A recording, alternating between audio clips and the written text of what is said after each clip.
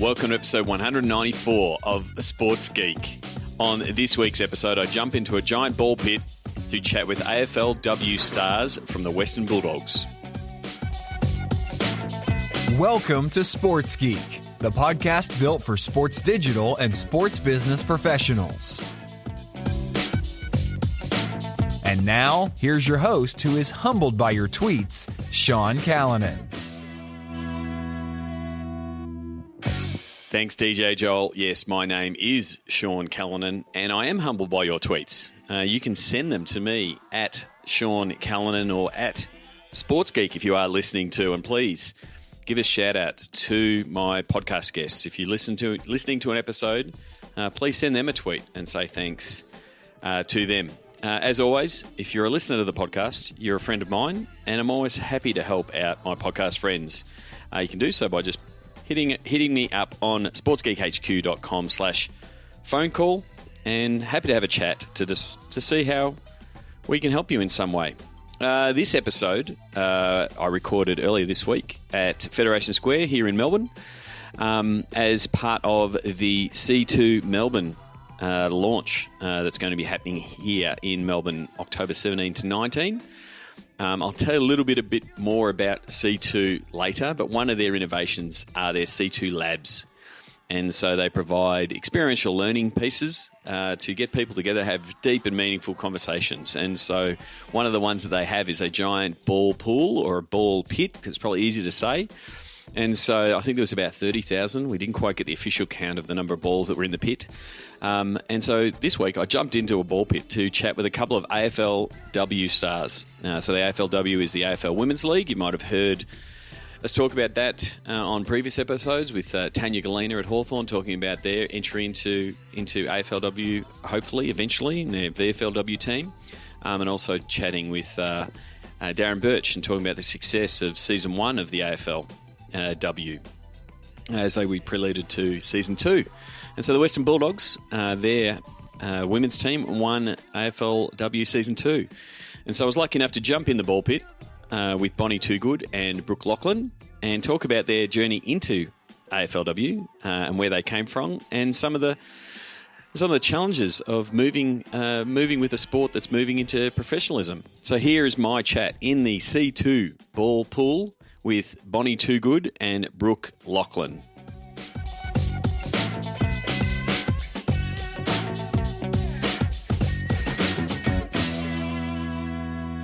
Okay, hopefully this is recording. I'm currently standing in a ball pit at C2 Melbourne launch.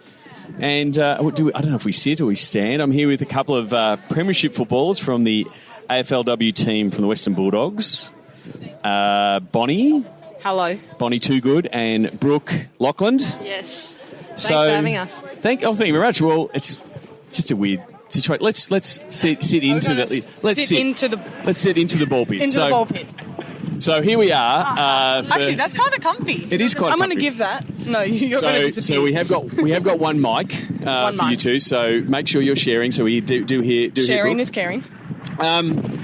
So we're here for C2 and C2 Melbourne and talking about having deep dive discussions. So we're currently doing this in a ball pit and we're trying to get estimates of how many of these plastic balls are here. We think there's about 30,000. So, but they're claiming. I think they bought 55,000, and this is a half a pit. So I think half a pit. So for October, when C2 Melbourne is here, they'll have the full blown pit. So that is 55,000. That is 55,000. Wow. So I hope we get invited back for the full pit.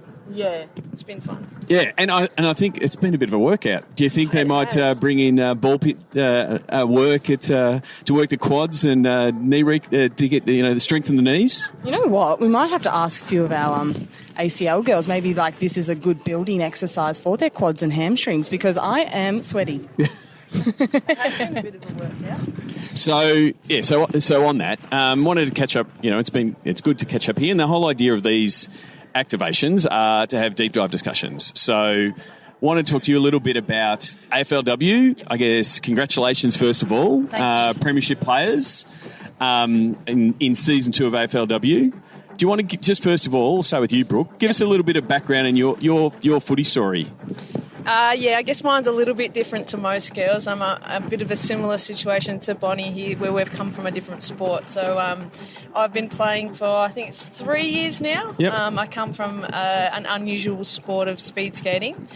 So I did that for a really long time, and I lived overseas, came back, and then I just found footy and fell in love with it, and here we are, won a premiership. And so what do you think from a skills transfer point of view? Like, you know, you're obviously an athlete and high performance and those kind of things. Yep. What do you think, how do you think that helped you coming back and finding footy? Yeah, I think so. That side of it, the elite environment and, you know, being a professional at a high level in sport, you know, you're used to that side of things. But I guess the skills took a while. I'm still learning that side of it, and also the game, really. So still so much to learn. I think no matter how long you play for, you're always learning. But yeah, as quite a new group, we did pretty well together and gelled well, and got the medal at the end of the day.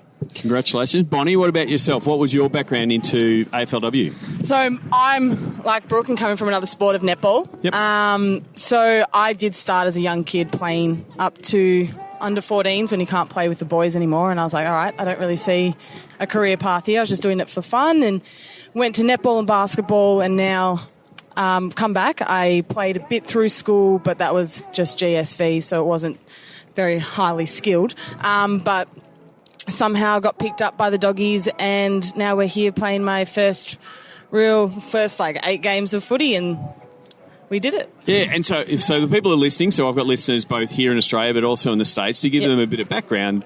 You know, the AFLW, the AFL Women, started 2 seasons ago, and what you identified there was no pathway for girls. You could play up to 12, 13, 14, and then there was no sport for you to play. So a lot of girls were lost to AFL and went and played other sports, whether they be basketball or netball. Speed skating in some instances. And now, like, the development, and it must be great for you guys as, you know, we're here at C2 talking about disruptors and pioneers, to be sort of helping form those pathways again, and helping girls of 8, 9, 10 play Auskick, but then say, oh, this is where I can go. I can play AFLW. Yeah, 100%. That's why it is so exciting, the AFLW, and especially coming now out of season 2 and looking for season 3, that it can only build from here because it's so raw, and the competition is so raw, because we are girls that haven't been playing since Auskick, but in 4 or 5 years we're going to have girls that have been playing since they were 6 years old, and the skill levels can only go up from here, which is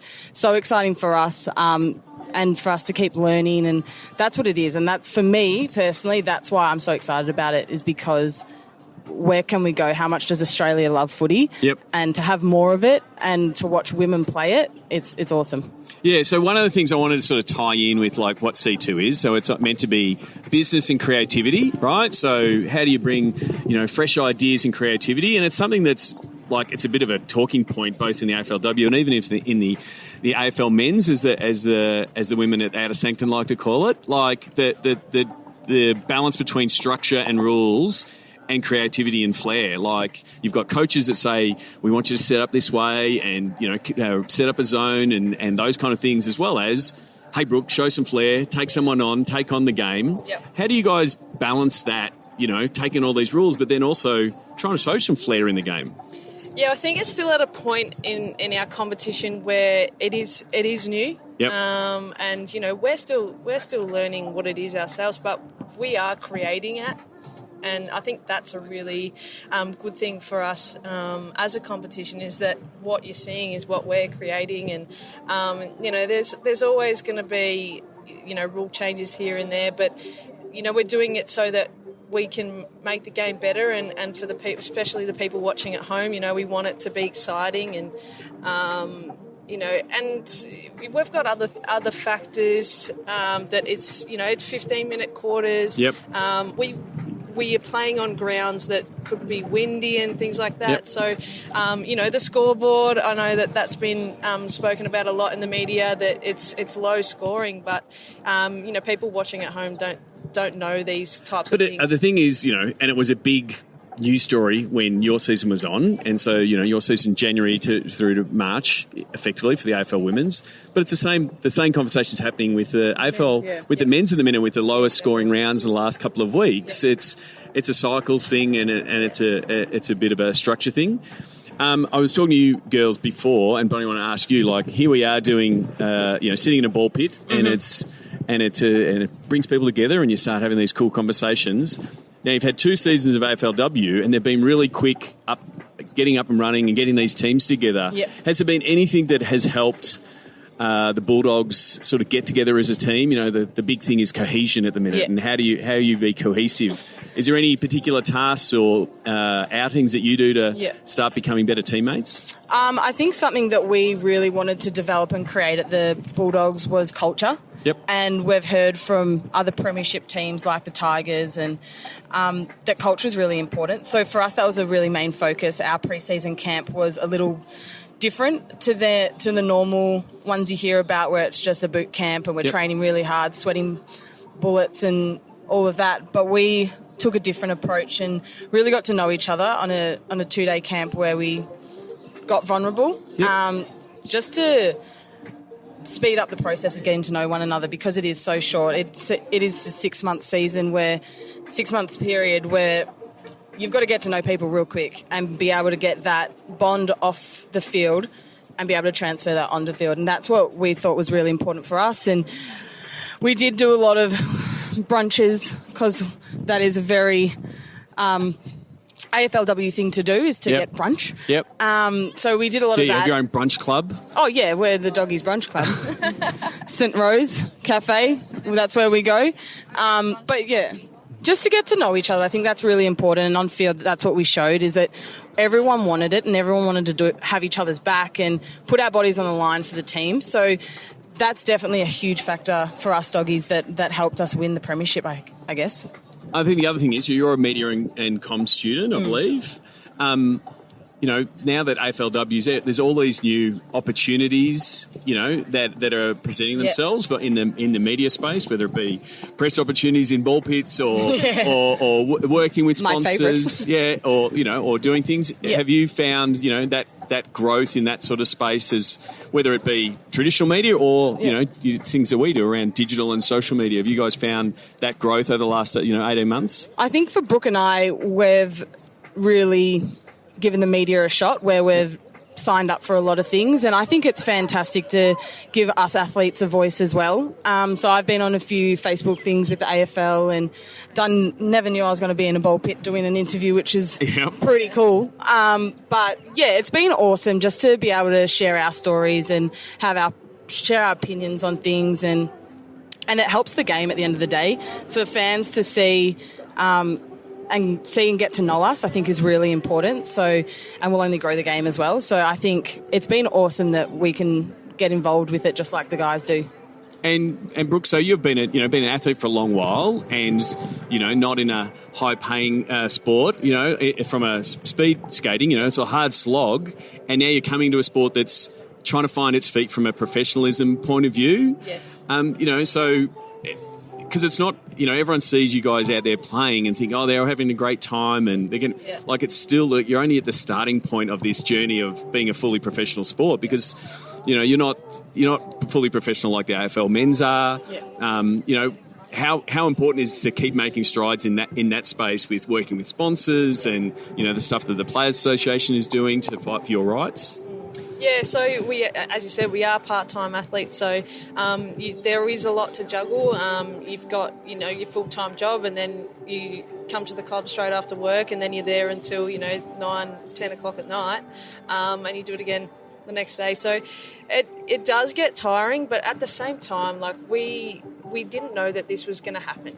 And for most of us, when we started footy, it was just for the love of it, and it still is for the love of it. The pay and things like that, it's only going to go up, and we know that. It's going to take time, but we just want the audience to love what we're doing, and we really are doing everything that we can as athletes to put on a show and grow the sport. And I think that, kudos to you as the players. I think that's been one of the key successes of AFLW. One, the accessibility of the players from a media point of view, but also to the fans. Because I think, if we go talk to people at AFL House, they've been, thrilled with the success, but they did not realise, the audience, but the fans that came out of the woodwork that are like, oh, this is a game I want to follow, and I'm following the stories of the players and I'm following them online, and they feel a bit of a deeper connection. Yeah, I think that's the beauty of it. We've got a different following to the men's,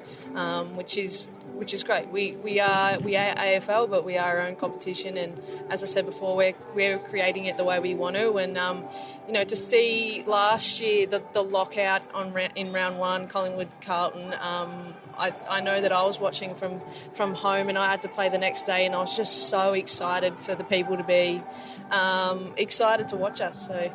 Well, thank you very much. I know you've got a VFLW season ahead. Yes. Hopefully you don't have to do a recovery period after being in the ball pit. But best of luck for the VFL season, and best of luck for AFLW season 3. Thank you. Thanks for having us. Download our Facebook campaigns guide at sportsgeekhq.com/FB campaigns. Thanks, DJ Joel. Yes, thanks again to Bonnie and Brooke from the Western Bulldogs. You can check them out on the old Twitter. Bulldogs W is their handle, and all the other links to Bonnie and Brooke are in the show notes. And if you've been following my social feed, you might have seen some tweets from that. And if you go to my Facebook page, facebook.com/Sean Callanan Speaks, you'll see a little bit of a video recap that I built on the day using a really cool tool that I've just found recently. It's an Android video editing tool called Vlogit, VLOGIT, that enabling to quickly put all that together. So if you're someone that is a content producer and wants to play around with a mobile video production tool, I highly recommend Vlogit. A little bit more about C2 Melbourne, as I said earlier, 17th to the 19th of October. They will be absolutely transforming the Melbourne Convention Centre here. And, they do talk about it being the conference that is reinventing how people network. And so as someone who's now has been part of the C2 Labs twice, being part of the ball pool, which was a fun experience, and then in the preview event last year, going up in the trapeze, where they suspend 4 to 6 people in some chairs, and then they suspend you 20 feet above the roof. You're really forced to have a deep and meaningful conversation with no phones and only 5 people in front of you. So it's a really good way to connect and have conversations with interesting people. They do a lot of really good work around connecting the right people with brain dates and things like that. So if you're in Melbourne or in Sydney or want to come down to Melbourne, it'll be a great way to see how business and creativity work together. And what I'm really interested in the Melbourne track, in the Melbourne conference, is the sports and fan track. And so how we can take some of the best practices that I see daily in the sports space, with Melbourne being a world leader, and how businesses can adopt some of the things that sports do really well, engaging with their fans, getting large groups of fans to follow online, all of those things. That sharing will happen as well. But what I'm really excited about, in a couple of weeks' time, I'll actually be going to C2 Montreal. So this will be the 7th time that C2 Montreal is being hosted. It'll be the 23rd to the 25th. If you're a listener and you're going to C2 Montreal, please let me know. I'd love to catch up. But I'm really looking forward to it. I think 6,500 people are attending C2 Montreal, so it will be crazy. And I'm really just going to, like I entered into the ball pit, I'm just going to throw myself into it and see what opportunities come from it. I'm really looking forward to hearing from Snoop Dogg. He's one of the keynote speakers. But for mine, it is those networking events and the C2 Labs and the brain dates that get set up as part of the way they run C2 is something that I'm really, really looking forward to. So I'll be in San Francisco prior to Montreal, catching up with a few people, having a few meetings, and maybe catching a game or two if the schedule allows, and then heading to Montreal May 23 to 25. So if you're in that part of the world, I'd love to catch up with you. Just before I wrap up, just some things that we've been doing recently in Sports Geek that might be a way that we can help you. One of the things that we're doing at the moment is working with a few different organisations around professional development for athletes, and helping them understand how they can best use digital. So I've done this in a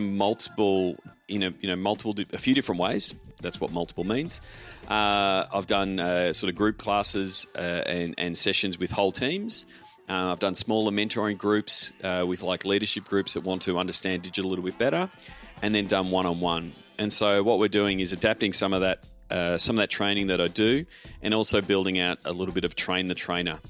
So to help your staff that might be mentoring or helping athletes, give them some guidance on how they should go about at least doing that first level training for athletes, how they should protect themselves online, what they should be doing and shouldn't be doing, what platforms make sense, and providing them some support in that space. So if that's something that's of interest to you, if you want to have digitally savvy athletes, I'm a really big proponent that athletes can provide a really important channel for sports teams and leagues, and so digitally savvy athletes can provide that. So I think it's something that's an ongoing education process, especially as the platforms continue to change and evolve. And so with that process and with that program, we both build out the collateral and help the trainers train them, but also keep them up to date and provide them with support on how they might do it.